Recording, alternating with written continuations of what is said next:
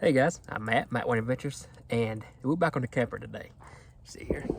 And we're actually working today on the water heater. So let me tell you a little bit about my water heater on this camper. Again, this is the 26-foot 2005 Forest River Cherokee by Forest River. And this camper, the water heater is a Suburban. I'll tell you the model number in just a second. But it only heats the water through propane. And there is no electric at all on this water heater. So if you want hot water, you gotta run propane. Didn't know it when I bought it. There's nothing wrong with it. It's just the way this one is.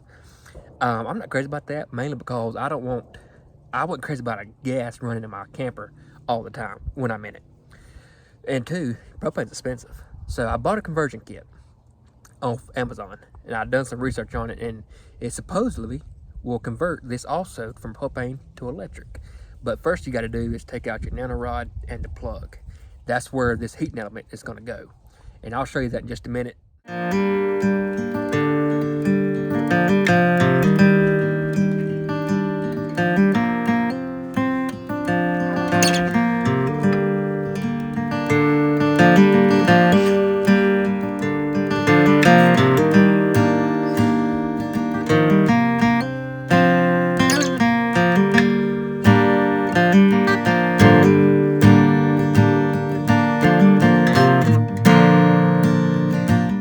Water heater right here, guys. This is the one that's in my camper. Okay, so this is the Suburban. It is the Suburban SW6PR. That's what's in this camper right here. Again, this is the 26-foot Cherokee by Forest River 2005. And first I take out the nano rod. Maybe this was replaced a while back, not too long ago. I'm not sure, but it don't look too bad. But that was really hard to get out. Oh, and by the way, that right there, to take out the plug and the nano rod, is a 1/16" socket. That's what that takes right there. Okay, here's the kit you get from Amazon. There's the control panel right there. There's your indicator light that shows you that if it's heating or if it's heated. There's your plug that your nano rod goes into and goes back into that hole. On and off switch, and this right here will have to plug into power. I'm going to take mine into the camper. Here's the heating rod right here that screws in to that bushing right there. It goes into there. And this kit comes with Teflon tape. It's kind of surprising. Might as well use this. Okay, so I got that in there. Now, this probe right here will Teflon them threads, and that goes in right there inside of that insert. Now, before I get ahead of myself, let me show you the diagram right here. It don't come much instructions. It just comes with a diagram. So maybe you can see if it's something that you think you might can tackle, or if you want to have it done. So here's the diagram, and y'all are more than welcome to pause the video if you need to look at it further. But here's the control panel.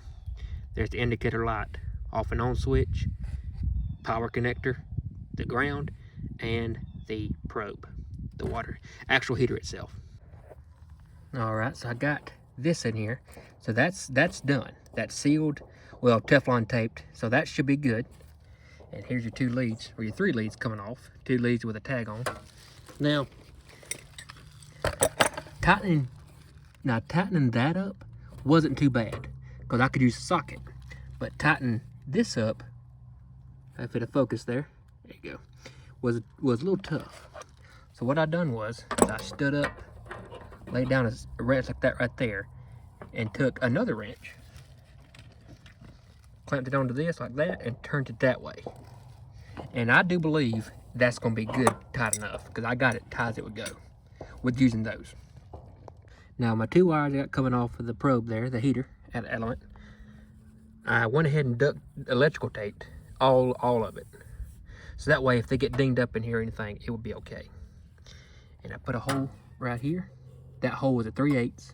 I would suggest to make that as small as possible, so that way it's easier to seal when you're done. Here's the water heater. There's the wires coming through.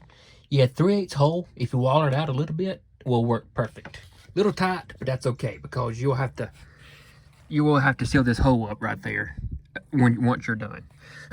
what I'm gonna do is I'm gonna pin it right there with a zip tie. So that way it's out of the way of the flames that come out in this fire hole right here, in this firebox. So I think we'll be okay. If anything, I might can get some heat tape and wrap it with it, so that way it, you know, a little bit of a block. But I think it's okay. Now, now this here is your indicator light. Like in other words, if it's heating up, it's red, or if it's good and hot, like it's supposed to be on the temperature setting, turns green. So this right here needs to be exposed, in my opinion, inside the camper. So what I've done is, that right there is inside my camper.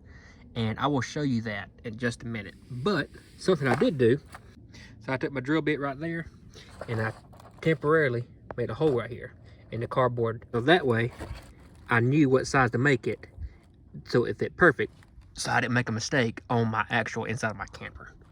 That's something I might suggest as well. And that size it took is 5/8. It's a bit size, considering if they're all the same size of whatever one you order of these kits. All right, guys, so here you have it.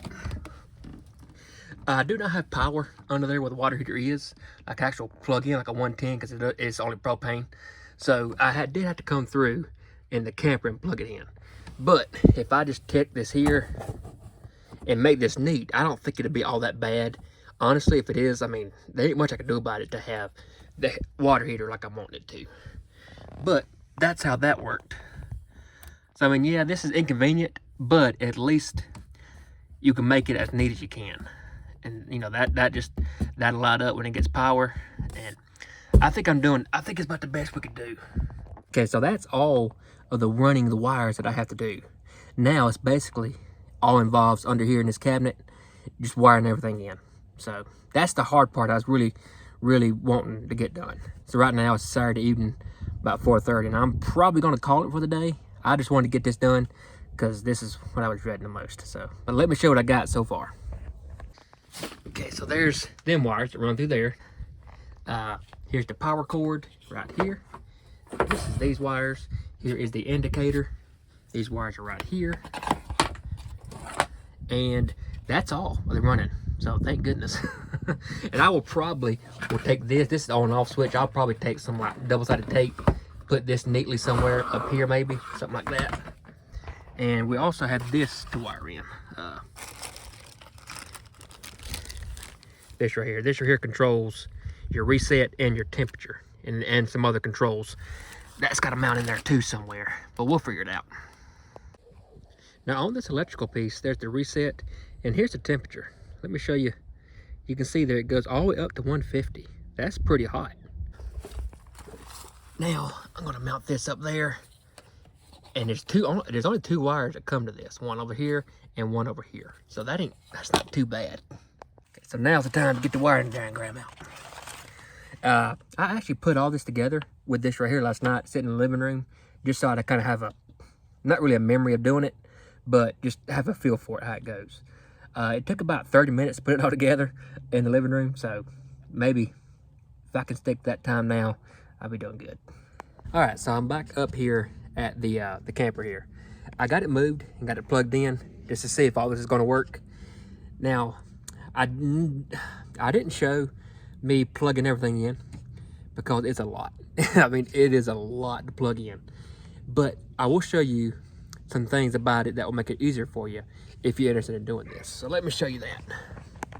So, but first off, I did try to record it, but it just didn't work, and I apologize for that because I couldn't plug it in and get my phone up in here to record. It just didn't work. Okay, so everything now is just throw it in here. Nothing's tacked up, nothing's neatened up or nothing. But there's my cutoff switch, and right now it is in the on position. There's the circuit board, so to speak, a little small circuit board, and that right there is your temperature dial, right there, that little brass piece. Let it focus. There we go. And there's only two wires coming from that. Every single wire, guys, has a color and a number, and that number just goes to the next number. No wires cross up. Every wire has its own number, and it goes to its mate, which will have the exact number and the same color, like this one right here. There's a 4 and it's a green, 4 and green. Same thing here. It's a 6 blue, 6 blue. So for it to be the off-brand of these, it's actually really self-explanatory. And also that this right here, the diagram is really, it helps out a lot too. So when you get it and you open it up, it's really intimidating. But once you get in here and start doing it, it makes a lot of sense. And it's really good how they've done this, because they are a few of these on Amazon. One's like, I think 120, one's like 80. I got the cheapest one. As always, I'm a cheapskate. I got the one that was $59.99. I will flash that on the screen at some point in the video. And that way you'll know that this specific one works on this camper and on this water heater. So let me go inside and show you that. Okay, so here we have inside the camper. Here's my power cord coming in right here. I'm gonna neaten all this up where it don't look so trashy. Something like this maybe. There's my indicator light. Now, per the directions or the diagram, that means not hot. That will turn green when it gets the temperature of the water where it's supposed to. Which, you know, like I mentioned just a little bit ago, it is set to 90 right now. I'm really impressed with that indicator light, even though this is the cheaper conversion kit on Amazon. And to me, that is convenient as it can be, because to me, it's a 6-gallon water tank, which is what this one is. And that's what most campers are, unless you maybe get into a really big camper. But 6 gallons, you probably only going to take 2 showers, medium showers, maybe 3 short ones if you get in and out pretty quick. So, in my opinion, I'm assuming maybe if 2 of us, we're out camping, all 4 of us, 2 of us take showers, and then let that water heater heat back up, then we'll know it's time, it's ready to go take 2 more showers. So I'm really impressed with that indicator light. I think that's convenient. So I'm going to go ahead and cut off the water heater because there's no water in the tank. That way we'll be ready when we do go camping. Okay, so to cut the water heater off, all you got to do is flip that switch right there. And that's off. Or you could unplug it inside if you didn't want to come out into this cabinet every time you want to cut it on. All right. As you can see there, that indicator light is off. Now that water heater is not on right now. So let me just say real quick though, before I get off here, I apologize for this video. I hope it helps somebody out that's in the same situation as I am, because I think this conversion kit is a good thing to have. It's a good thing that's out there. But I want to say I'm sorry if I'm scattered, if I'm not put together. How-to videos ain't really my thing. I mean, I might get into them eventually, you know, along, but filming myself is hard enough. But how-to videos and filming and doing stuff and telling about it, that's harder than it looks. And it's way harder than I thought it was. But I hope it helps you out. I hope I'm not making anybody dizzy or drunk or sick with my shaky video. But anyways, guys, thanks for watching. Hopefully the next video, I'm not sure what I got coming up next.